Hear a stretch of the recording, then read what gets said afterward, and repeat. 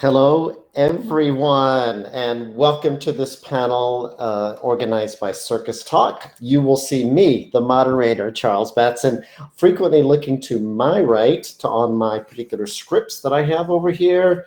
Please forgive the eyes as they wander around the screen.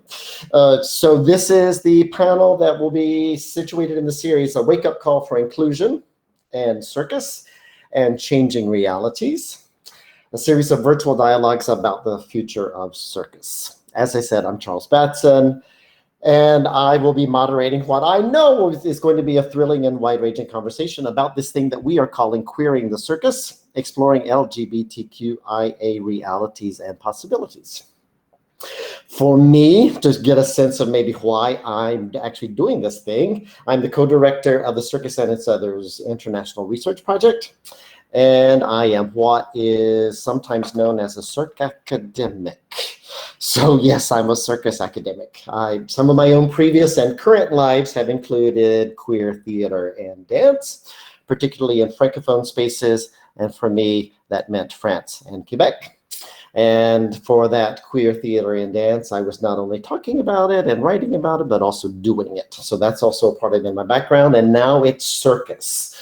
Including its own queer possibilities, and that takes me and I think a bunch of us to some interesting places, and that's what I think we need to be talking about today. So with this particular fascinating panel, you see these fascinating persons already lined up on your screen in front of you. There is someone brand new this morning coming into us from Montreal this morning, and I am hugely grateful for Louis for answering his Facebook Messenger this morning, precisely because, and the reason I'm mentioning this is that Diego Martinez, an international artist currently located in Europe, with origins in Latin America, Mexico, could not join us today, and he writes, COVID plus being queer, an immigrant, and a circus artist, it's a great mix to be a warrior. He's locked in the worrying state at the moment and can't join us. So here it is, queer circus realities indeed, and here's to being peace-loving and loving warriors all. So with that in mind, here we go. I'd like to get started with our conversation in just a minute, but at first, I'd like to offer a land acknowledgement, if I may. I know I will be joined by another panel member when we do this. I move to another script over to my right. So I'm currently speaking to you from what is now known as Albany, New York, and recognize that indigenous peoples of the lands that would later become known as the Americas have occupied these lands since time immemorial. I also recognize that New York is built on the homelands and villages of indigenous peoples of this region, without whom the building of Albany would not have been possible. I ask you to join me in acknowledging the multiple indigenous communities that called what we know now as the confluence of the Hudson and the Mohawk Rivers home, their elders, both past and present, as well as future generations. In this era of questions of home and land, as we converse each other via Zoom and Whereby and Skype and the like, I should like to note that a large number of these particular servers with particular companies have been erected in San Jose, California, and related areas. That area is the traditional territory of the Muwekma Ohlone tribal nation. And by recognizing this, I should also call us to recognize that many of the lands on and from which we are speaking today and drawing on today are indebted to the lives and spirits of indigenous persons, past, present, and future. I know that I shall be joined by Jack with also a land acknowledgement. Hello, I'm Jack, and I'm coming to you from what is now called Portland, Oregon, and Multnomah County, where the traditional lands of the Multnomah, Cathlamet, Clackamas, Tumwater, Tualatin, Kalapuya, Wasco, Molalla, Cowlitz, and Watalala bands of the Chinook, and many other tribes made their homes along the Columbia River. Today, these people from these bands have become part of the Confederated Tribes of the Grand Ronde, the Confederated Tribes of the Siletz Indians, as well as the Chinook Nation and Cowlitz Nation, now in so-called Washington State. We thank these tribes and these people for their stewardship of the land and for their continued care and affection of the land. Thank you, Jack. Now we'd like to go to the introduction of the panel itself. We are going to do a quick audio description of ourselves as well for some more inclusive experience of the panel.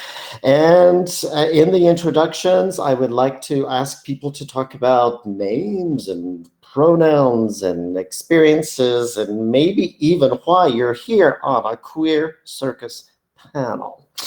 So once again, I'm Charles Batson. Audio description: I am a cis white male with blonde-ish hair and a round-ish face with blue-ish eyes, wearing a very blue, not-ish shirt. Jack, could we start with an introduction and who you are and pronouns and then this whole queer thing? Great. My name is Jack Stockland, and my pronouns are he and him. I'm a non-binary transgender man, and I have light-colored skin, and I'm wearing dark glasses, and I have short curly hair that is asymmetrical, we'll call it that. I have on a black shirt with collar pins that are roses and a little chain. And I'm sitting in a living room with a painting of a bird behind me. So sometimes it might look like I have a wing coming out of the side of my head, but it's just the painting behind me. You also might see my two cats intermittently. Why am I here? That's the audio description. So I am a queer and transgender circus performer, and I also am a creator of circus works. My company is Cupcakes Queer Circus, and we've been making queer specific circus theater for about 5 years now. I guess 6, because, well, we didn't do anything last year because no one did. But yeah. So, and I also am a coach and act consultant for bringing out the heart of someone's performance. Brilliant. Thank you. Sadiq, could we move to your own introduction of yourself? Hi, of course. My name's Sadiq, and my pronouns are he and him. My audio description: I am a mixed race man with a dark short beard and dark short-ish hair. I'm currently wearing a black top with 3 white stripes on it, and in the background I have a blue wall with a picture behind my head. In the corner of the frames we have a small bookshelf and a plant. That's my audio description, and I'm a mixed heritage circus artist. So I come from Scotland. I sound Scottish. I was born in Scotland, but my dad and that side of my heritage and my family are from Sudan. And I'm here because I'm at a place where I'm looking at bringing these intersections into my work and looking at how we can explore queer stories and queer narratives in contemporary circus. I graduated from London's National Centre for Circus Arts. And after graduating, I've worked extensively in cabaret, where I see a lot of queer stories and I see a lot of representation and I see us playing with a lot of identities. But what I want to see now is, and I'm seeing it happen, and that's a beautiful thing, is that move into these stories in a contemporary circus format and environment. Yeah, hi. Really happy to be here. Brilliant. Thank you for joining us. Louis.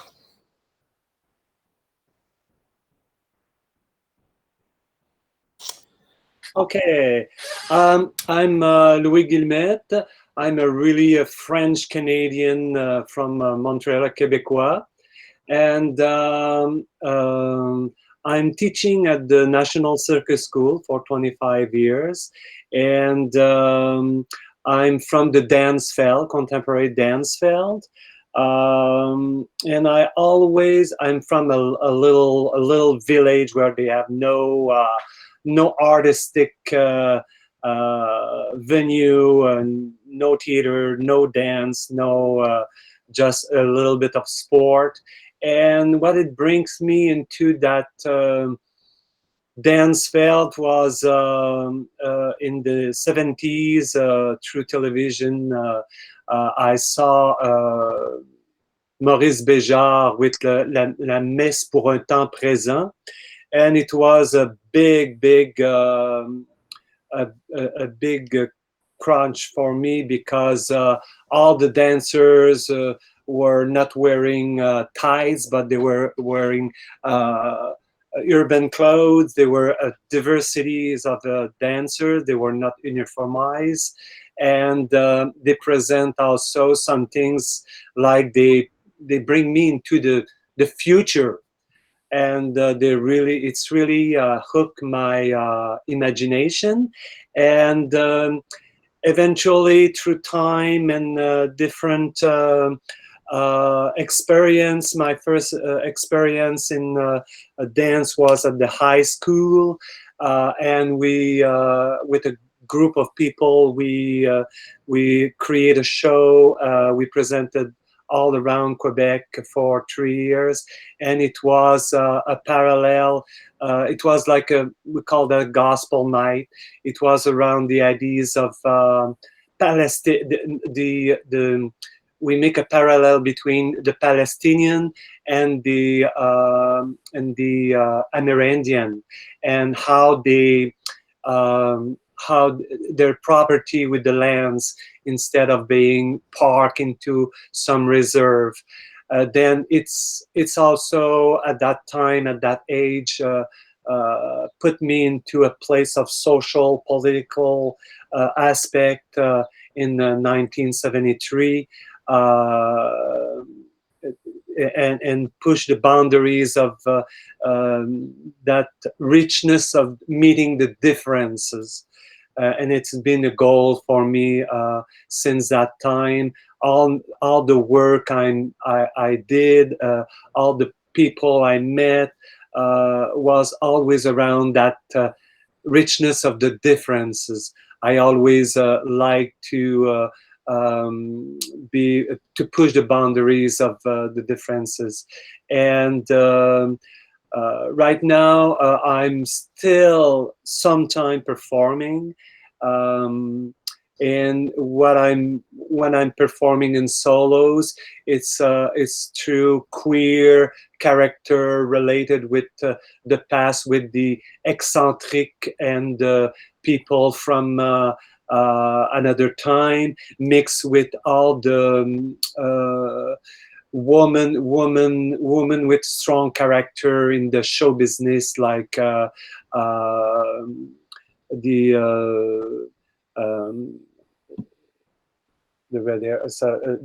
Eurythmics, Annie Lennox. Annie Lennox. I've influenced.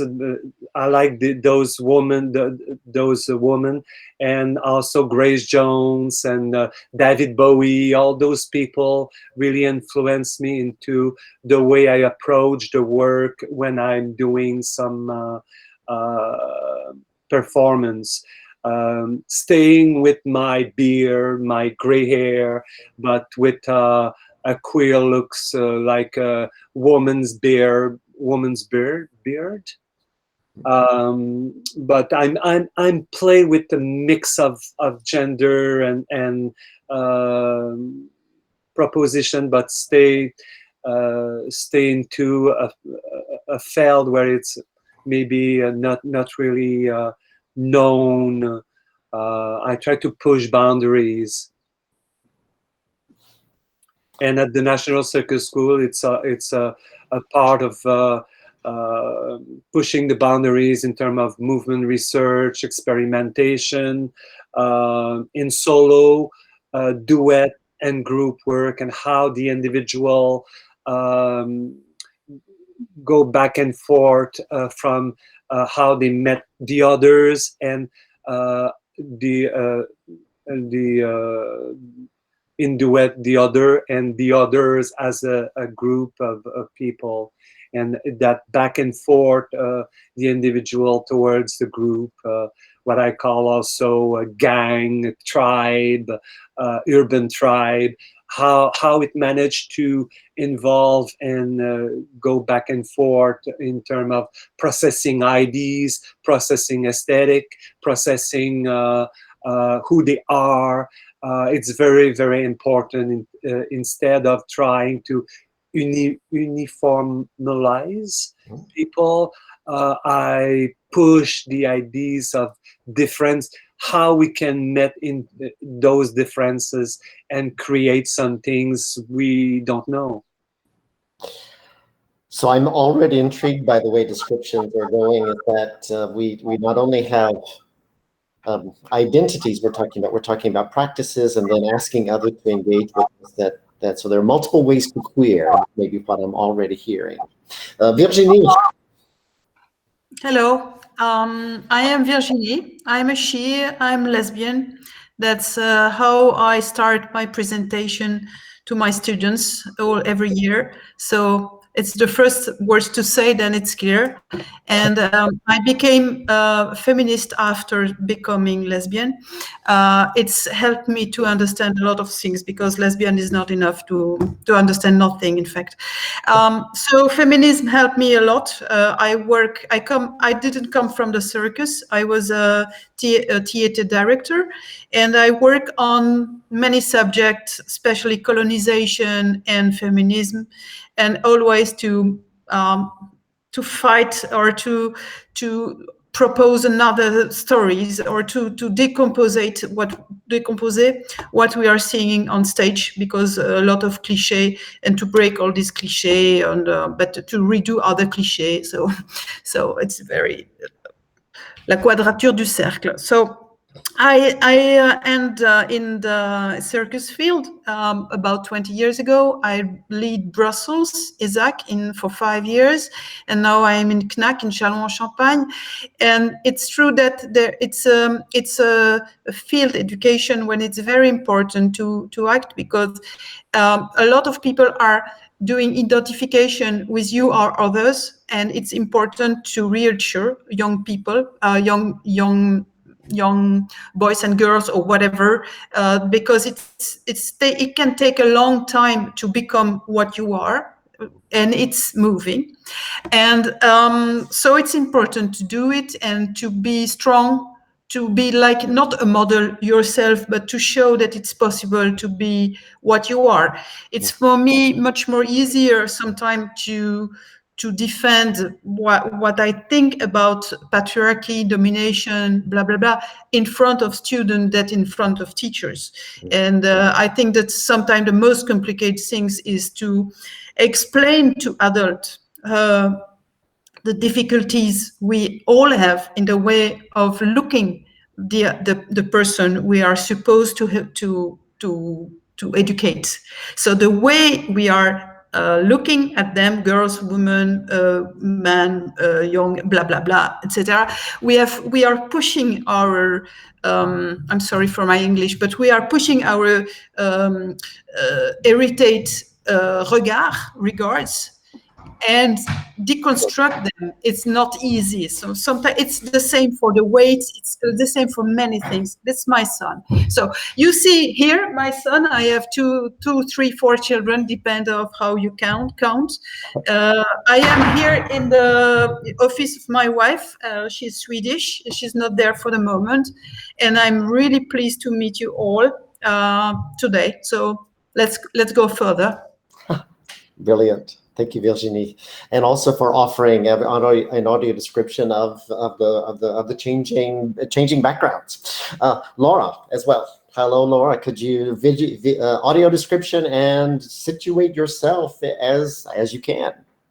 Goodness, where to start? Thanks for having me. And sorry I had to disappear a minute ago. There was a small dog emergency which had to be dealt with since we're being human. Audio description. I'm a white cis woman in her early 30s with long brown hair, and I'm wearing glasses, not because I have a visual impairment, but actually because I get migraines from looking at Zoom all the time. So these are blue screen glasses, and they're very thick. and I'm wearing a white t-shirt and a vintage beige cardigan, which sounds much less exciting than it actually is. And behind me, I've got a poster from a Swedish roller derby competition or game framed on the wall. I'm sat on my couch in the front room. The dog shouldn't interrupt. So I'm a performance maker and I'm an academic. I'm one of those, so what do we call them? Circo academics? Yes. Yeah, sure. Sure, I'm one of those. I completed my PhD at the end of 2019, researching aerial workers' critical practice. And I graduated from the University of Sheffield. My way into circus is, I say it's interesting for me. So I haven't been to circus school. I'm a maker and I consider myself a circus artist. My debut solo show, Contra, directed by Ursula Martinez, grew out of my PhD research. But I always think like it's important to kind of talk about my way into circus, which is that I actually didn't go to circus school. My practice really kind of originated from my live art practice. My PhD research and my kind of performance practice as it exists now is me kind of taking my live art practice and my circus practice and trying to stick them together. And when I started doing this, both, I feel like now they feel like quite exclusive kind of genres. And now they feel less so, but still kind of exclusive. But I really tried to kind of let those live, I guess the framing that live art has, and apply it to my circus practice. And within that, I guess there are discussions around queerness and gender and, like you're saying, Virginie, colonialization, and how we think about circus and how we think about what we're presenting on stage. That's it for now. Just for now. I know. Well, I'm calling this an appetizer. Is how I'm living these introductions. So maybe a first question after we've now sort of seen who each other is and how we might situate ourselves within this global question. So we're calling this thing called Queering the Circus. And I guess a question I might have to you, obviously we have definitions that we could explode and expand in many ways. I guess I'm interested in you, just sort of starting with, can you tell us what your own examples of queer circus might be? Do we need to refer back to your own practice of what you were just now talking about, other things that you've worked, other things that you've thought about? Is it theoretical? Is it practice? I am totally open to you on this question of what do you know of examples as queer circus? Just sort of to start and to give us a framework. Do I dare go around the room and calling on people, or do I take hands up? I mean, hands up, yes, Laura.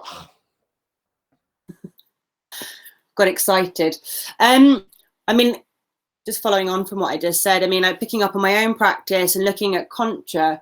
For me, Contra is about the way society kind of owns and occupies women's bodies. And I always find it really interesting talking about it now because it's not actually an old show, but I started writing it just before the sort of hashtag Me Too movement kicked off.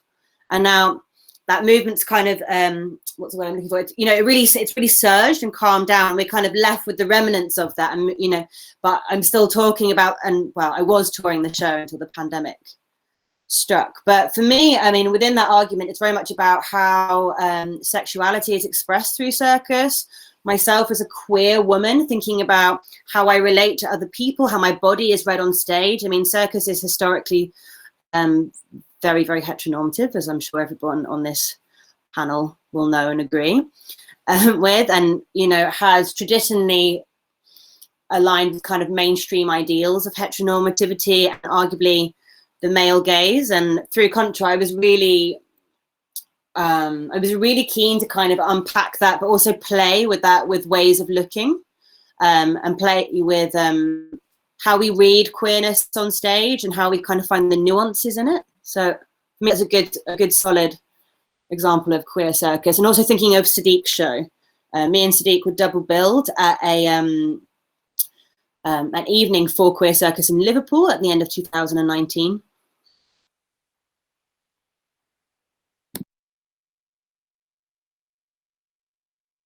have done Charles, you're that muted. thing. I know I have done that thing. How many times have we said to each other for the past 10 years, you're muted? My apologies. I have now unmuted myself. I hear Laura as a segue into Sadiq. Sadiq. Yes, I will jump in there. Thank you, Laura. And as well, reflect on the show that I'm making. Interestingly enough, Laura spoke briefly about live art, and I found that I was able to explore a queer narrative through live art practice first, to be able to bring it into Circus in a way that I wasn't, shall I say, like ashamed of broaching the subjects. So the current show I'm working on at the moment is a piece called The Chosen Haram. And it basically explores a queer relationship within the context of Islam, of faith, and addiction. And so the story is it's a Chinese pole circus theater show, and very much still in its R&D stage because of the pandemic, but we'll be touring soon. And it's a show that I'm trying to look at this queer relationship between two men in a way that it becomes normal. We're looking at a relationship that's intimate and explores this intimacy between two men without glorifying it or without making it extra in any way. We're just trying to look at these two characters as real humans within the story, looking at the barriers and the boundaries that they face and how they can overcome these by their interactions with each other. And it's very much about looking at a queer relationship on stage in a contemporary circus theater format and it being normal. So I'm quite excited about that. In terms of like what I see, and this is a really funny period in the UK because we aren't seeing work, and we have, same as everywhere, we haven't seen work for quite a while. But what is quite exciting is that we've got a lot of support for creating. There seems to be a lot of creation going on just now. A lot of people receiving funding and support to make things. So I feel like we're in a position where coming out of this, we're going to be able to start seeing new and exciting stories, especially with the move that things like this are making. So it's tough not seeing Circus regularly or being able to see shows to reflect on. But yeah, thank you. Brilliant, thank you. Another hand up to explore this notion of what we're calling queer. What do you know of as queer circus now, Jack? Here, I'll talk about my own work, but my own shows, there's a lot of influence from science fiction and like creating almost an alternate or parallel reality. So I don't know if I would call myself contemporary work, though I'm making it now. Like it's more like a explosion or extravaganza. There's like 20 people on stage throwing glitter kind of situation. But it's a lot about what's next after we come out, after we are, yay, I'm gay. What else? What other stories are there to tell? And that's where I'm at in my process of like, if I'm allowed to be queer, who else can I be? Can I also have magical powers? Can I also travel dimensions? Can I also learn and grow on stage in front of an audience? So a lot of my shows have the queer part is just given, right? Everyone, the way things are marketed, the way they're advertised, people know from the beginning, this is a queer show. You will see queer people. We cover that, like that's done, we're over that. What's next? And so the show starts with the central character who I play,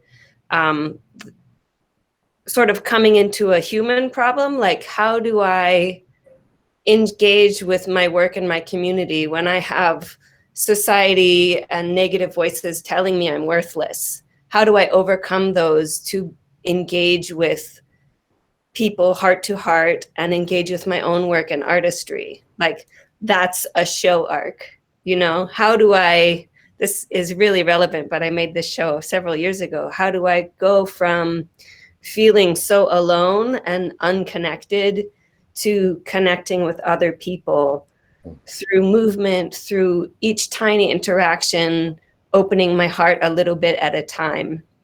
So exploring those through Circus. And a lot of, in my work, I've grown from, you know, theater, circus, like through the show, it goes piece by piece. And now things are starting to like mesh together. And I want it to just like be seamless in that interaction. Like we're acting and then suddenly we're in the air. Like I want that to, that's my vision for myself for next.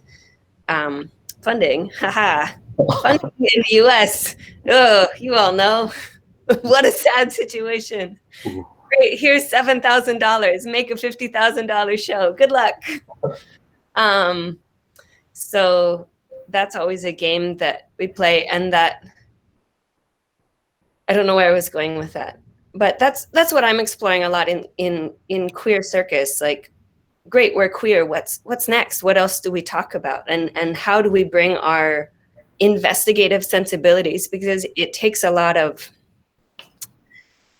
science or sleuthing or like curiosity to discover yourself as a queer person. And how do we take that mindset and put it to all of the other situations and problems we face as humans?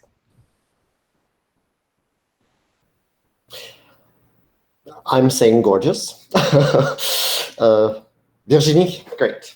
Yeah, I do totally agree with what next. I follow you so perfectly, I think, because when you have made your public coming out on stage or public coming out of the personage, the problem it's still a personage, and still a personage with this cliché, and all these clichés are also the aim of the circus personage.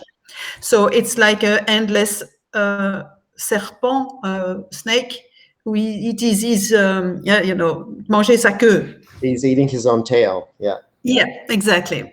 So you're turning and turning also because in circus there is not a question of personage, but this personage is what is the personage? It's ourselves, or it's the person on stage, and overplaying a personage, even ourselves, is still playing. So I'm a bit concerned in Belgium, in France, especially in France and in Belgium, what I know quite a lot. There was this male gaze on the stage for many years, and now it's the female gaze, and I love it, but it's not enough. It's like doing your coming out, even it's not gay or whatever. It's the same posture, which is extremist, and I like extremism, but what next? So it's not because you have the trio or the quatuor of boys doing this with the mask and falling acrobatics, and now you have the same with the girls with doing the hairs and blah blah blah in the water. Well, it's not enough. So what will be the next? And I like to see collective of women, maybe 15 women holding each other and blah, blah, blah. And, but it's still not resolving the question of the queer. The queer is not that. So it means that it has to be incorporated in a way that we haven't discovered where it could lead yet. Oh, is it understandable what I say? Yeah. So I think that it's far from us. I mean, we are just putting some little stones in the system, and we will see. But it's not right now that I know that being on stage with what you are and with all your queerness of the moment, which can move also in a career, it's the most important not to have cliché with you and to dépasser overboard. I don't know. Go further. Lovely. Louis. I'm jumping into those aspects as all the importance of the human being. because yes, with all those, we because of the influence we've got from history, from where we are right now, all those blending of gender IDs, historical, it could become like cliche, but we have to. It's like the ingredients also in a sense to play with, to try to go beyond also, if we don't lose ourselves into those cliches, but to use it as a tool, but a tool for that human, that person will use it to express, or to explain, or to share a view, or to bring a social or political aspect of it. It depends also of the, as Virginie said, the new generation, the new generation or the young have to be very confident to being able to achieve eventually a more personal, intimate expression of themselves through a character, or through some things. And they have like, we have to go through it, we have to experiment it, we have to deliver it, to make it. After that, it's create a new page, blank page, to go further, to push further, a bit like Jack said also. And this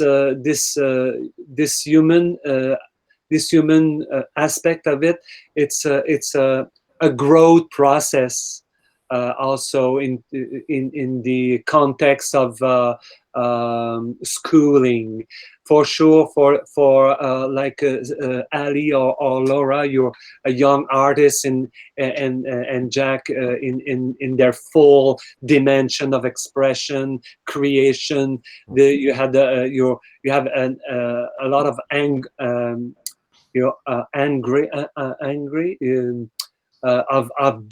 of doing and showing, and it's very, very important, because it goes through that to push the territories, push the boundaries. And for me, it's go to that human being aspect. Because I'm an old man, and and as I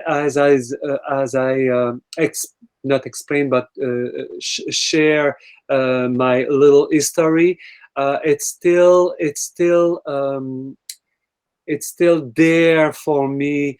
And if I want to do some things right now, if I want to share some things right now, the human aspect is very, very important, and it's bring me like the new, with the confinement and the fact we're isolated. It brings me a lot through the ideas of spiritualities in that human being. I conceive a new work, new piece right now, and I'm working on different aspect of it, and it brings me into that notion of spirituality, but those spirituality have to be incarnation into the body, the physicality of it. And it's a back and forth between the ideas of tribal, the tribal ritual, ceremonial, how the through the body they go beyond. It's like alternated state.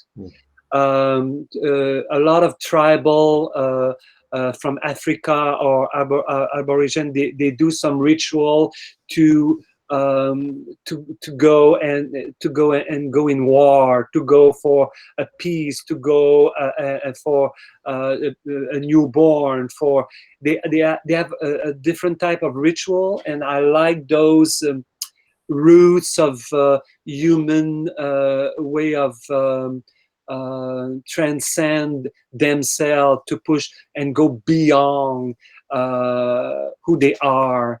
And the fact of doing and doing and doing, it's just opening up new area, new version of ourselves, in a sense.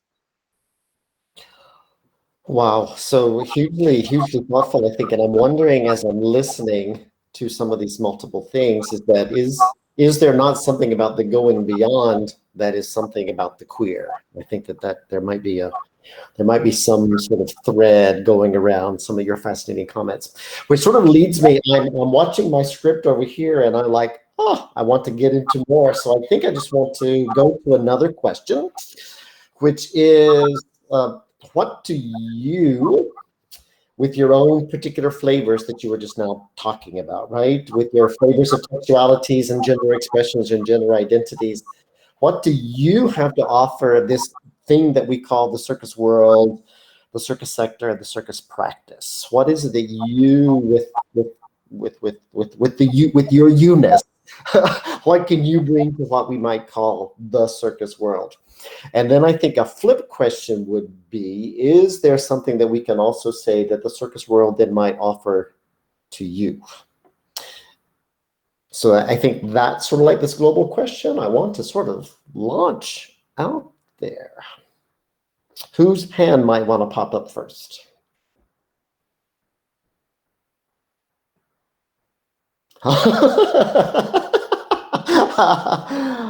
Don't rush with those hands. Don't rush with those hands. Should I do what I do in class and actually call on someone? I think I've got to start with Jack then if I do that. So, Jack. I was getting ready to volunteer. Okay. Oh, see, I felt it. I felt it. So, what do I offer the circus world? I think something that I offer the circus world is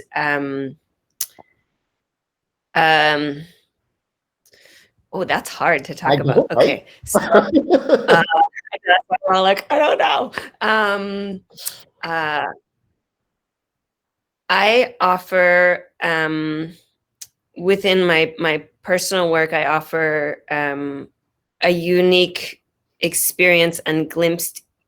I try to bring my heart from the inside of my body out to my audience so that they can then hold it in their heart, and we can connect in that way. And I try to do that while I'm 25 feet in the air, to share that the danger and the thrill of that moment, and also the unique vulnerability of who I am as a person, and letting myself be seen as a transgender, non-binary individual, to let that glory and difference of who I am come through my performance and come into the audience members. And through that, a part of my hope is that opens a way or a door for them to celebrate what may be a reflection within themselves, so they can say, oh, I can be a little more gentle, or I can feel a little more strong, or I can wear makeup sometimes if I want to, or whatever it is for them that allows them to celebrate and embody a more full version of themselves. So that's something that I offer as a person to the circus world, or I try to. That's my goal.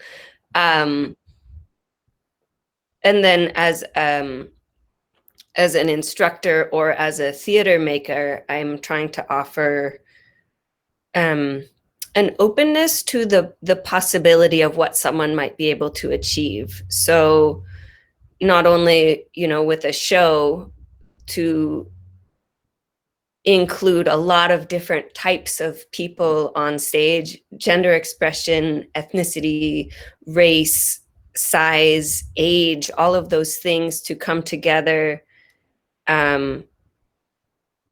so that it's not only one way to be a person, right? And not only, I think a lot of circus kind of falls into, there's one way to be, you have to look a certain way to be a circus artist. You have to be this old and have this color skin and be this shape. And like, that's the, you know, outside of that box, there's so many other people doing really lovely work. And so I try to celebrate that within my shows. And I wish that the circus world would be faster on taking that up. Like, oh, people don't have to be, you know, 20 and skinny and white. Like, there can be a lot of range in the possibilities of amazing work. So that's, I guess, I don't know. What is there something the circus world can offer me? Acceptance and interest. I've felt a lot of time through my career that I don't know how to cast you. I don't know what to do with you. And I don't, you know, like, that's a lot of what I have felt from the circus world, is like, oh, that's interesting. I'm like, well, like, I've had surgeries. I take some hormones, but not all of, you know. And so I'm a unique, like, liminal experience person. And people are like, well, I could put you in this girl's role. I'm like, that's not going to work for me. Sure, I'll do that for an evening. I'll, you know, wear a wig and whatever for a cabaret or to do a corporate event. But like, for doing a contract for a show I do for years, that would cost me too much in my heart to do. I wouldn't be able to bring myself as a full artist to that limited of a role. And so I think, I mean, that's the circus world can offer to me, but also to so many people, to make work that is like a career sustaining kind of work in a way that also can sustain the heart and bring the full person to that work. That's my thoughts. And kudos to you for, first of all, being the first one with the hands up, kind of, sort of. And with a gorgeous response too. Thank you. Anyone else, now that we've broken that particular ice cube? Anyone now with a hand up? You know, yay, Sadiq. Sure. Hey, I'm just going to reiterate some of what Jack said because it was fantastic. When I find with my work that I'm making stuff that is based on lived experience largely, and I'm still emerging in the first few years of creating and working in this way. But what I think we all have in common as queer people is that we've had some kind of fight. We've had some kind of battle to accept our identity and to be who we are in the first place.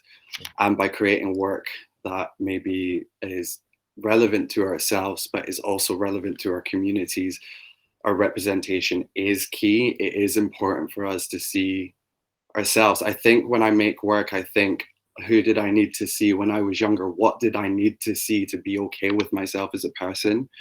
And that comes into my work regularly, both in circus and outside. So I feel like now these stories are relevant on stage, and that all of us are able to tell them. And what I feel like we need from the circus world in order to do that is that if you don't understand someone's experiences, and if you don't understand someone's stories, that's okay. We need to give it room to breathe and room to explore and room to exist, even if we don't understand them. And there's beauty in that also, because it means that we're going to expand our understanding as artists and as audiences. We're going to see more, we're going to explore more. If I don't, I think there's maybe something that, like, if I see something I don't understand, I automatically think I don't like it. And it's not that, it shouldn't be that, it should be, maybe you just don't understand it, and that gives an opportunity for us to grow and to understand more, and just have more in our sector and in our practice.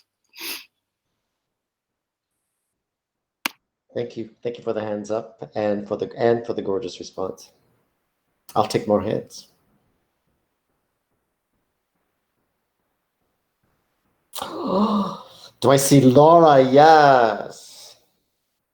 You do see Laura. It's such a tough question to answer. I think that's why everyone's so reluctant to put their hands up. You have to really think about what you're offering. And I think it's interesting to think about what the circus world has offered me, because what I'm kind of hearing from everyone else is a similar feeling to me of like having this kind of like love-hate relationship with circus as a, not so much as a community, but maybe as a genre.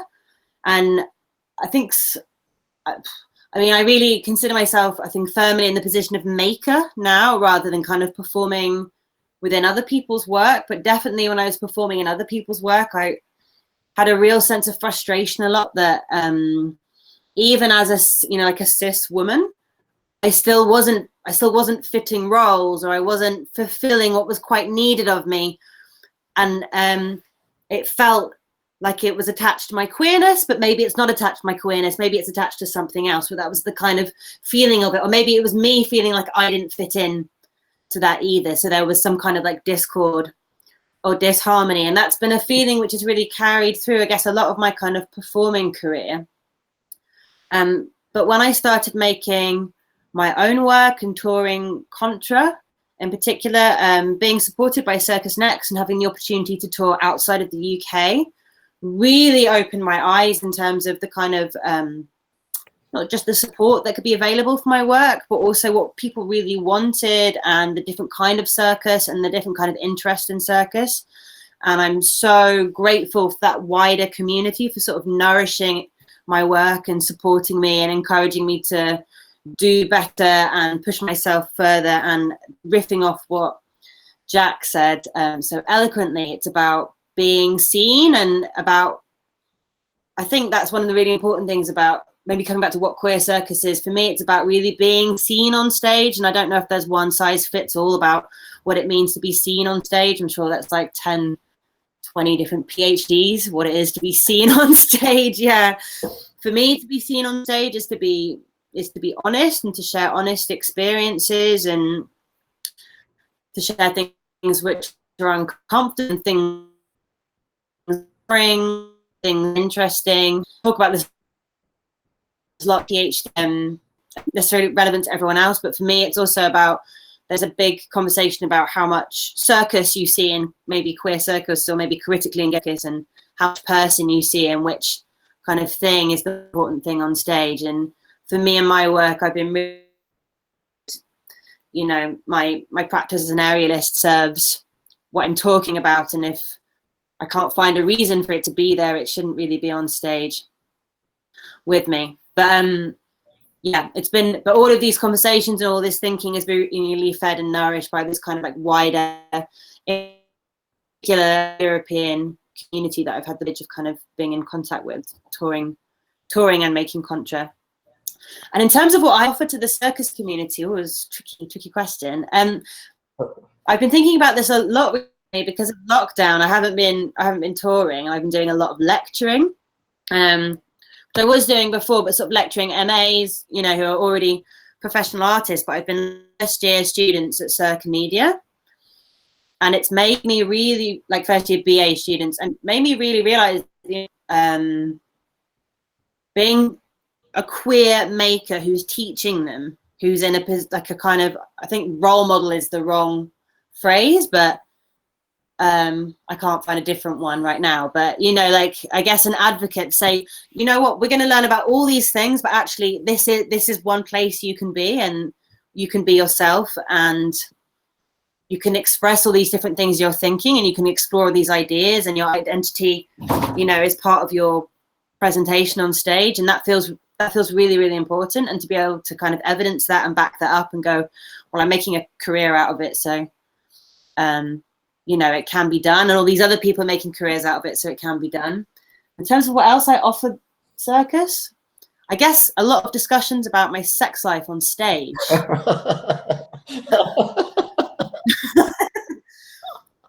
Which is important for everyone, right? I think I'll just finish with that.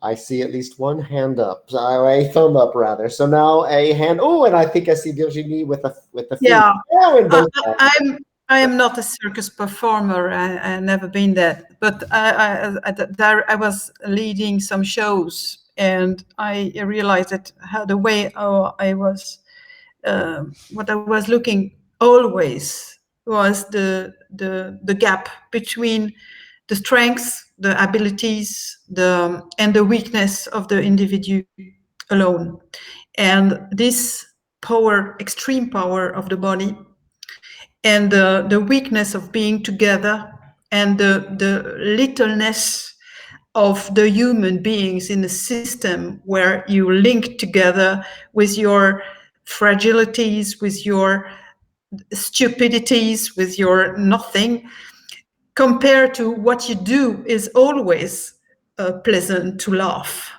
And pleasant to laugh, but also to have some empathy. And I like that very much.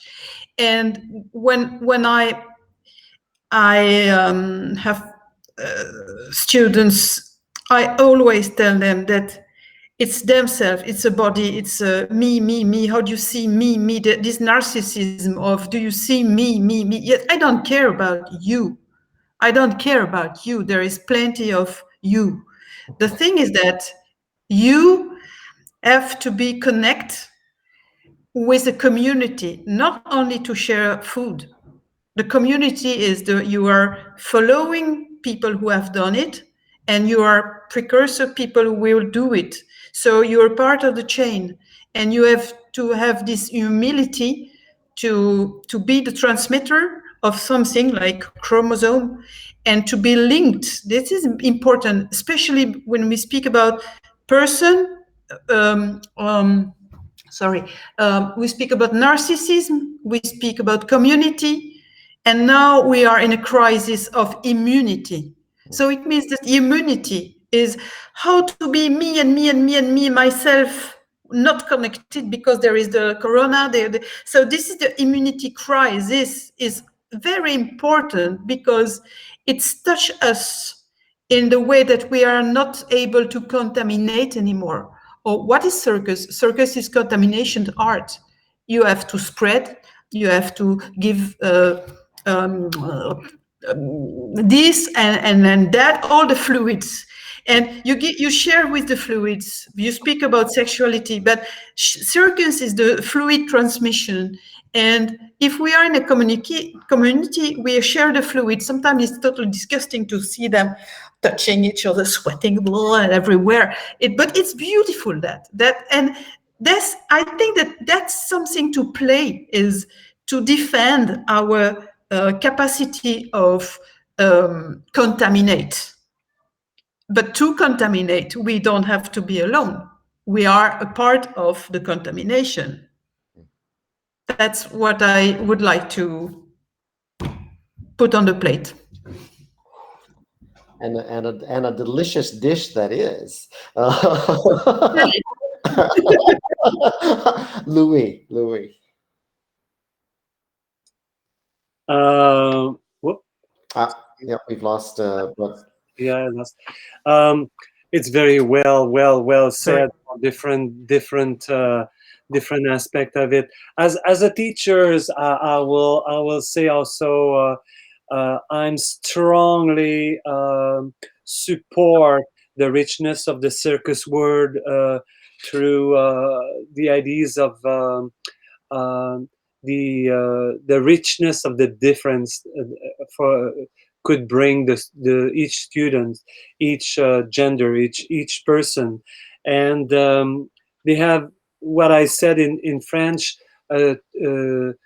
three things very important. I call that the 3A, les 3A pour l'acceptation, l'affirmation et de s'afficher. In English, could be trust, confidence, and affirmation.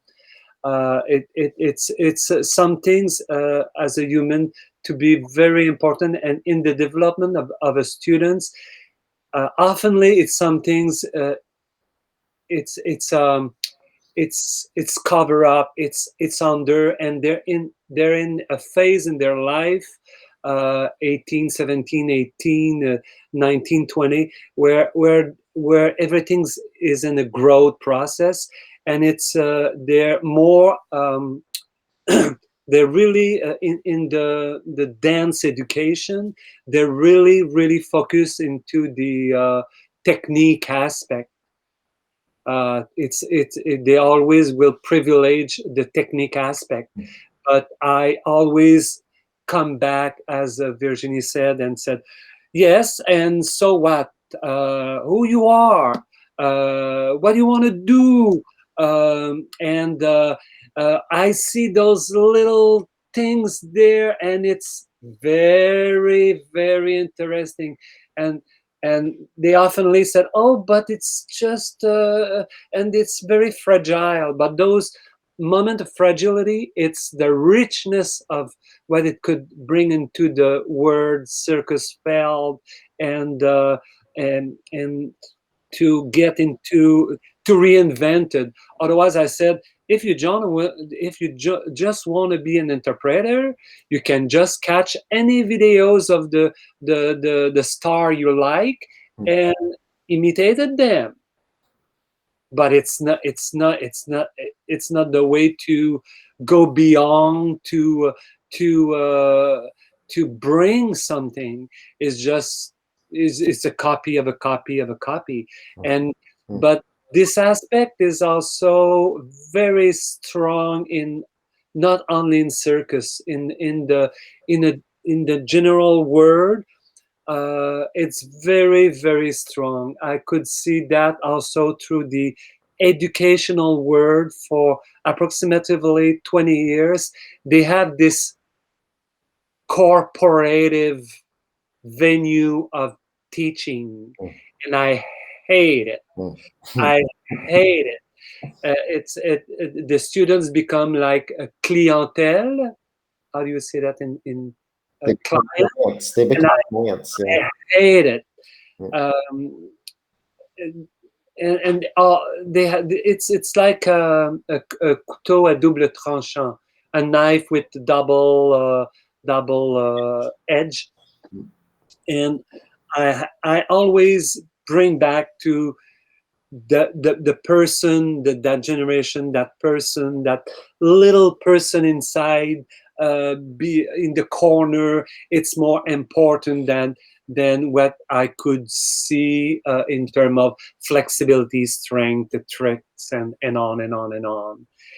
And I into the with this ideas of as a teacher, more as than a performer, I support strongly those aspect. Is very important for me. And I have the chance at the National Circus School where I don't have to. All the other teachers are very sensitive. They could be very more macho or feminine. We had diversities of teachers coming from Russia, from South America. It's very diverse in terms of the teachers teaching at the National Circus School. And the students too, they come from all around the world. And it's very important that back and forth influence, synergetic aspect of ideas, proposition, development of that human beings will become a circus artist. So for people who said, oh, I don't know if I can find words to answer that question, I'm like, wowza, wowza, wowza. These are people who do have words. I'm wondering if I can move to another question, because some of you have been hinting at it, and some of you have been more explicit about it. And I'm wondering if we shouldn't indeed take this next step to be something a bit more explicit. Can we? What could we be saying about the presence or the absence of trans persons? What should we or could we be saying about the presence of BIPOC persons within the circus world? I know that Laura mentioned earlier, said, there's a little heteronormativity going on, and then I saw Sadiq go, yeah, just a little, and then Jack just now said, just a little. So I'm wondering if we shouldn't make that a bit more explicit.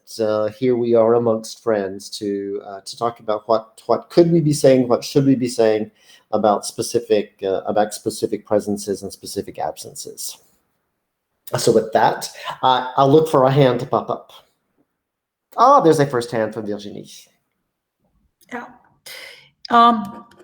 In the school, we had a case of a trans person, and she do the process through the time of the formation. So it was very difficult to protect her from the teacher and from the question, and also from the others. So it was how to create like a vacuum, which is not a vacuum, but a protection, a safe place on her own. It was very, very complicated.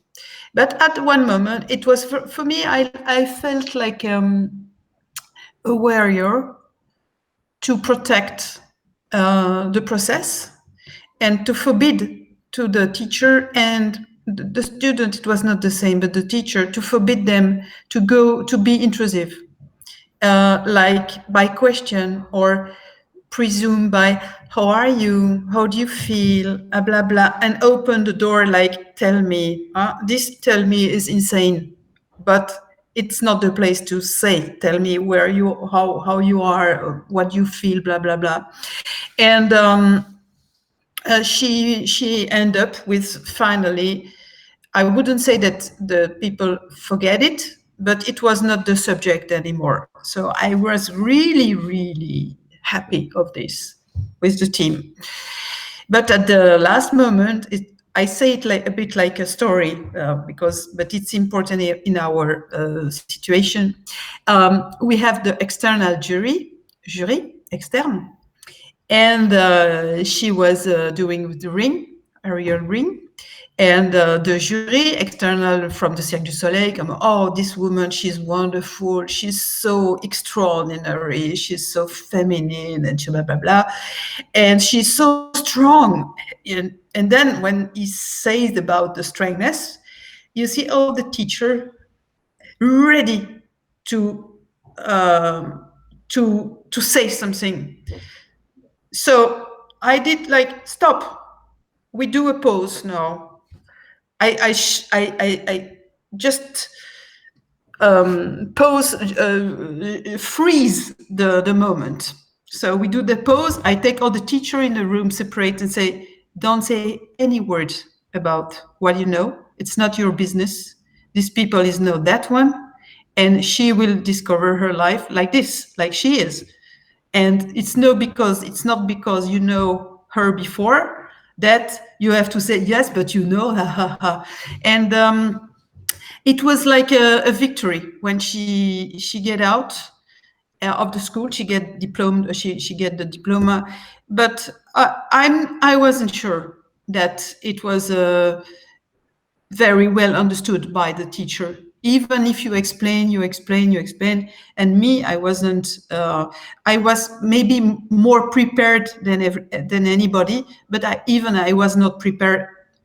And this is becoming more and more, I would say, common or usual. The first case is always the most difficult.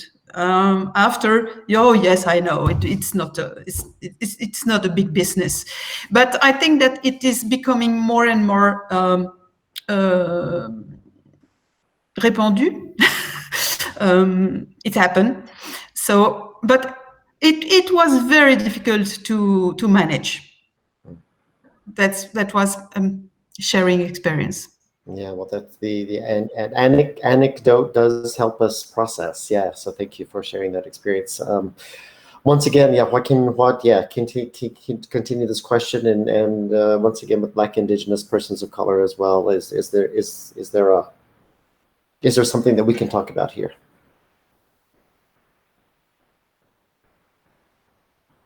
I saw a first hand that went up really fast. I'll take a second hand anytime now. Ah, Laura. Here I am. I don't know what it's like so much, obviously, in the States and Canada, but talking about things like to do with whiteness and heteronormativity on stage in the UK. I mean, as far as I understand, there's lots of different things at play, but one of the things is to do with programming choices.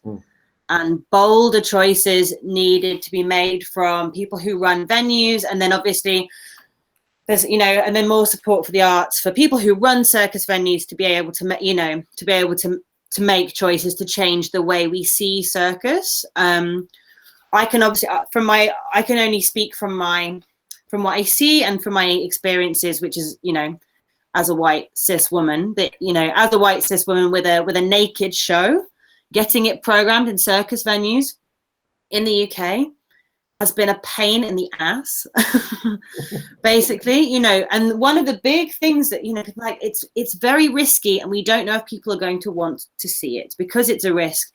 And it always, lots of conversations around programming in circus come back to what they think audiences want to see, and what audiences, and the argument for that is often mainstream heteronormative narratives. So especially in the UK, and I'm not quite sure what the case so much is outside of the UK, but I know that a lot of power comes from programming. And then again, it's like a vicious cycle. So students in circus schools will see the kind of work that's being programmed, and this is the kind of work they aspire to make because that's what success will look like. And then you obviously got there's all sorts of other trickle down to do with, who then sees themselves as visible within that community. Do I have a place in that community? If I don't see myself represented on stage, why would I want to go and train in something where I'm not represented? Again, in the UK, there's a big issue around kind of circus and class, as is with the rest of the arts. It is definitely a rich or middle class kid's hobby, and in order to get into circus school, you do have to have some kind of existing training. And again, there's huge issues around who can afford to go to circus classes, and therefore who can go to circus school, who can be supported to go through the kind of difficult journey of being an artist. And that raises huge questions around diversity across all levels. In circus and circus work in the UK, both in schools and in work that's toured. I don't really know how you follow on or round off a statement like that, but that's, what do we say? More support from everywhere, more diversity, but not just at programming level, from much younger. Thank you. Jack, and then two hands went up at the same time. We'll start with Jack and then to Sadiq. To follow up on what Virginie was talking about was the experience of being a circus student and coming in for myself as a transgender individual. I didn't go to circus school. I went to acting conservatory and for studying for clown. And my experience through that was to consistently have my gender identity sort of denied and swept away and not celebrated, as in Virginie's example. So thank you for being that guardian for that student and to help to make her process safe and to help her achieve her goals, because that was not always my experience in schooling, and it has not been my experience in accessing higher level circus training, in going to study with teachers that can help me progress my own performance practice, I don't always have my pronouns respected, and it makes it hard to want to train with bigger names or to travel for training or things like that, because I know I'm going to walk in the room and my existence will be denied or erased or ignored or sort of bleh. There's not a word for it, but that's sort of like, oh, I'm not going to respect you in that way, you know? And that is a barrier for a student that may want to progress, but when they go to access those places to progress their practice, they're disrespected or ignored or shunned. All of those things impact who we see as a professional years later if they can't walk in the room and be included.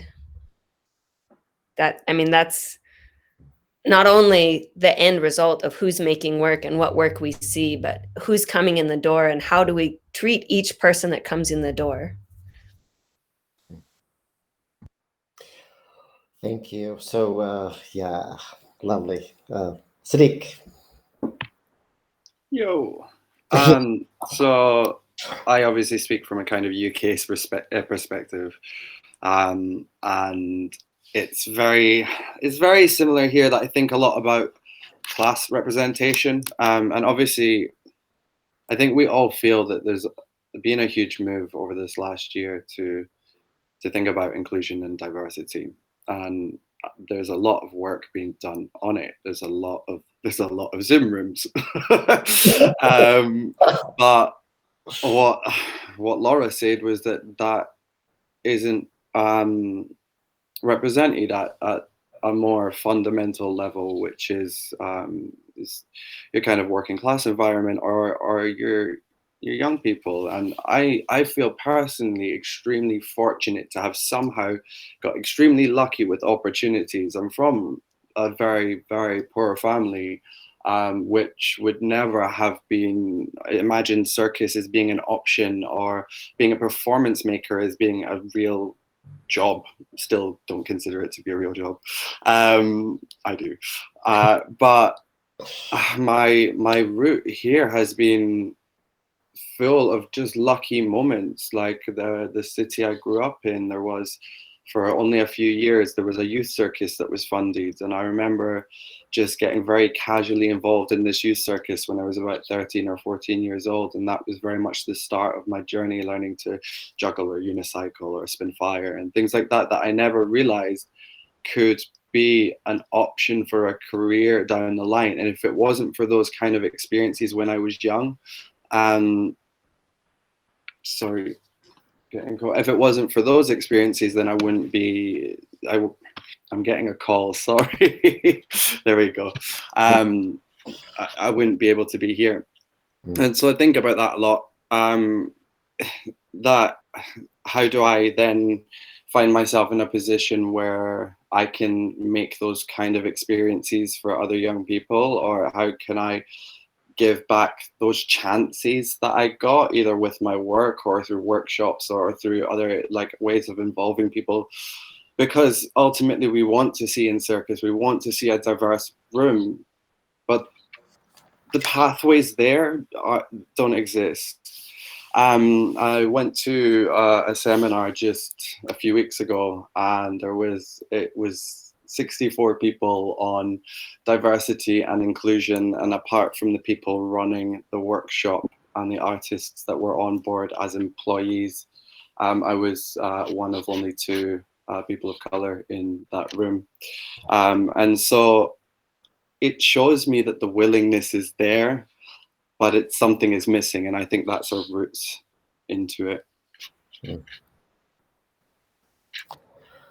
Powerful personal testimony. Louis, would you like to add something? I don't want to miss you here, but there's absolutely no obligation to answer any particular question. For me, it's not an answer, but it's more like a little statement. you make me very happy, all of you, Jack, Sadik, and Laura, as a young creator, artist, and performer, and also the bridge. And for me, it's very important for myself, that bridge with what you said, Virginie, as a teacher and guardian, because I'm more into that field, and I like that that perspective, because I believe it, but it's always great to have also some feedback from where it goes as a young artist beyond the school. I could see from with some feedback occasionally from artists, the alumni, but it's great, this exchange of view, of ideas. It made me happy and glad this morning to hear from you. And I will be curious also to have the point of view of our own young artists in process of becoming artists from the school, to be part of it, to have those people in front of them, they already get into the circus field, or it's more into that perspective than the question you ask, my dear. What? Stars. What? So, What? So actually, I don't know if you guys have been watching the time, but I guess since I have the role of moderator, I am actually watching the time, and I've been so grateful for what you've been able to offer, that it's already rich and full. So I'm going to leap to a final question. A final question, if that is okay. And this final question, and it can be brief, it can be lengthy. Well, actually, I bet you the people behind the scene would say brief. So I'll say that, brief. So this circus, this thing that Lou was just now talking about, this happiness, right? And maybe there's going to be a generational transmission of that particular happiness. And I love that. So, we always talk about running away with the circus, right? That's one of our phrases. Running away with the circus. So what is that circus that we all want to run away with? What is your vision of that circus that we want to make? What is that vision? What's the happy place? What's the happy place? I kind of want to end on happy. So that's where we're going. What is the happy place? That circus we're making. Once again, I know we have to think about it, but I'll take I'll jump in if we're being brief. Yeah. Obviously, the ideal, and I think about the ideal circus space for me to be somewhere that is inclusive, in the sense that our queerness or our identity or our gender or our sex or any of that isn't an issue. And isn't even something that we need to sit and talk about. I feel like my ideal future is somewhere that is past that. But then I always think about, what would I make? What the hell would I do as an artist if we were past it? So that's just my brief future.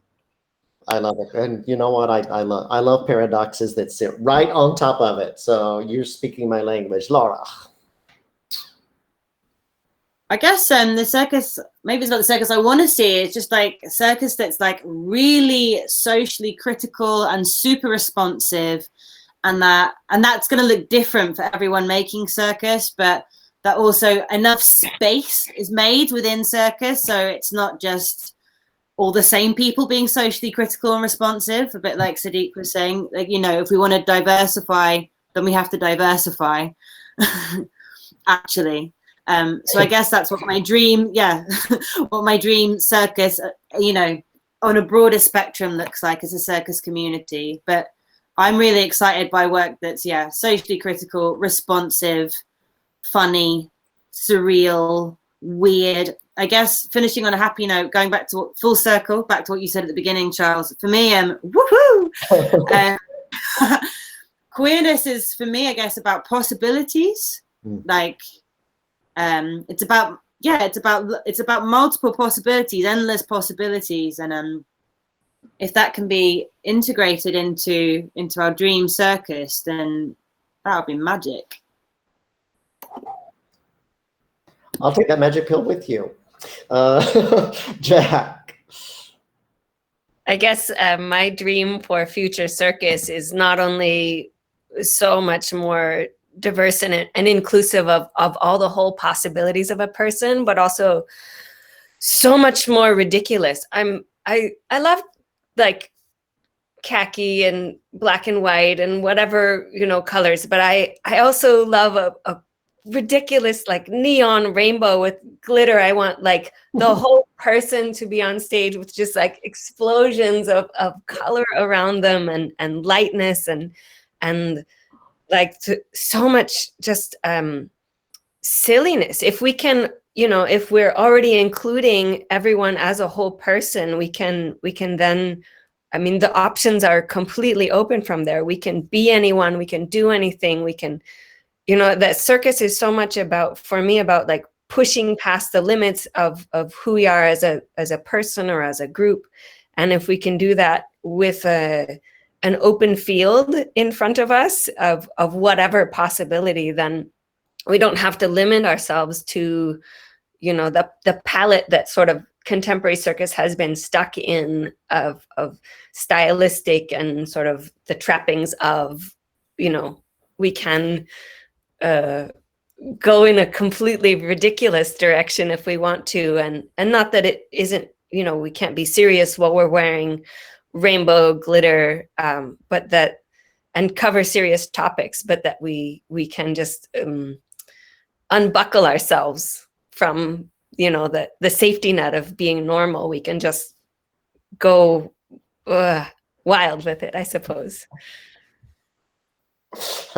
Yay. I'll take more hands.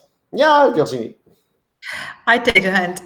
So when we speak about queer, there is like two faces. There is the queer happiness, and there is also the political. Oh. And this is missing to me really deeply. When Judith Butler speaks about queer, we take only a part of the discourse. We. I don't think we as general, but queer is also a political thinking about society, about link together. And this is something which miss me really much in circus. It's the engagement, the responsibility of political conscience politique. Mm-hmm. And this is missing, really.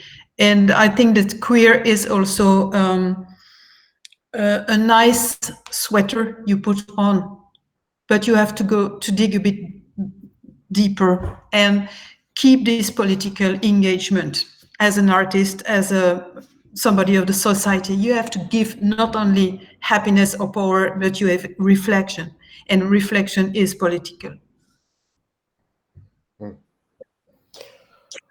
Thank you. Yeah. Louis, your happy place.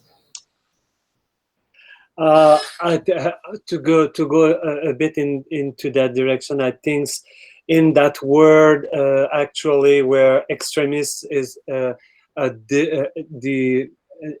extremists are a division, that notion of inclusion, because we talk a lot today about inclusion in different aspect of it. It's maybe the new black, that ideas of inclusion, because in the world we are right now, they have a lot of extremist division, socially, politically. We see it through states, we see it through the war, we see it through the gender, with the Me Too, we see it with so many applications of the towards the old machist word, then for sure, for me, 2020, it's maybe after that we will have an extremely crazy time, a bit like in the 1920s. We said it's the crazy years, with a lot of innovation, a lot of transformation in terms of society, and I think I think what we live right now, it needs some things to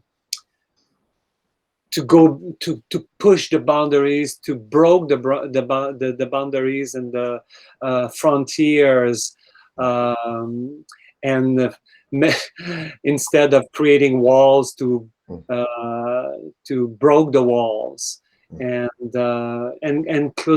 inclusivity. It's probably the new black. I don't know.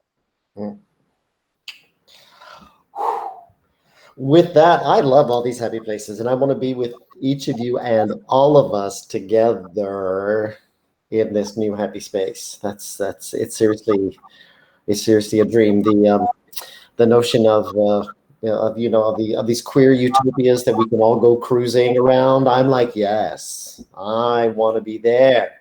That's me. Time has come. This has been such a gorgeous 90 minutes, full on 90 minutes spent with this gorgeous crowd, thoughtful crowd, provocative crowd. It's been bracing what you have offered us, and I want to thank you for it. I think we've actually reached the time that I should thank our sponsors with CircusTalk. Thank you for putting us together. Thank you for raising the question of what new realities are, what new possibilities are. Yes, the round. And there are many benefits to participating in this community in various ways at CircusTalk. So I want to give them a shout out. So with that, I would like to request that we stay together, and then do the nod over to our CircusTalk people, who I think will now hit the button to say goodbye.